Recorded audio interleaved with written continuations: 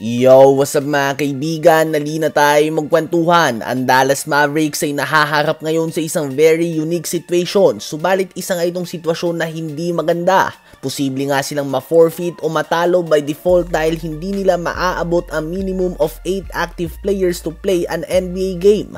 At ito ay dahil sa mga injuries at salary cap rules. Kahapon sa game kontra sa Houston Rockets ay out si Kyrie Irving, Anthony Davis, Daniel Gafford, PJ Washington, Derek Lively II, Oliver Prosper, Kai Jones at Jaden Hardy. Habang si Dante Exum naman ay nagtamo pa nga ng broken hand injury sa game na ito kaya naman out na din nga siya for the rest of the season.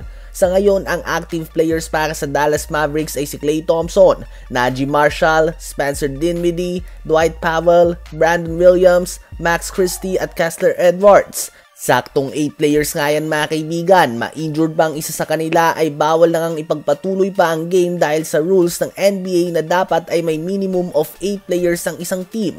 Ganun pa man, ang kailangan natin titigan na petsa dito ay ang March 24 game ng Dallas Mavericks kontra sa Brooklyn Nets. Dahil si Kessler Edwards ay isang two-way contract player at ang mga two-way contract players ay pwede lamang maglaro ng 50 NBA games sa isang season. Sa ngayon ay nakapaglaro na nga siya ng 47 total games, habang si Brandon Williams na isa ding two-way contract player ay nakapaglaro na ng 44 total games. So kung magiging active nga sa next 3 games si Kessler Edwards ay hindi na siya pwedeng maglaro sa March 24 kontra sa Brooklyn Nets, habang si Brandon Williams naman ay 6 games na lang din nga siyang pwedeng maging active. At so far ay hindi pa nga siya pwedeng magpahinga dahil saktong 8 players lang ang meron sila.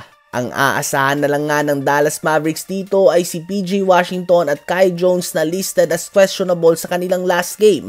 Ibig sabihin ay malapit na nga silang bumalik. Ganun pa man, kapag may isa pang ang player na ma-injured sa kanila at nasagad na din ang 50 games ng kanilang mga two-way contract players, posibleng mapipilitan nga na bumalik sila Anthony Davis. Dahil kung hindi nga ay matatalo sila by default at walang magaganap na game.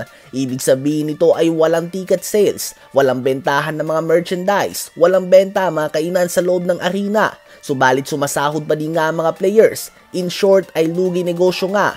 At noon pa man ay lugi na nga sila simula nang i-trade nila si Luka Doncic. Bukod sa madami ang nag-cancel ng kanilang mga season tickets at may mga nag-boycott din ng mga fans, plano na nga nilang angatan ng 8% ang ticket prices upang makabawi sila. Ganun pa man, after just a few hours nang i-anunsyo nila ito, dito naman nga nagtamo ng season-ending ACL injury si Kyrie Irving. So good luck nga sa management ng Dallas Mavericks. Magtataas nga sila ng ticket prices para panoorin lamang ng mga fans si Kyrie Irving at Anthony Davis na umupo sa bench. So definitely things are not looking good para sa Dallas Mavericks. Simula nang bitawan nila si Luka Doncic, nagkasunod-sunod na nga ang kanilang mga injuries. At ano ba masasabi nyo tungkol dito?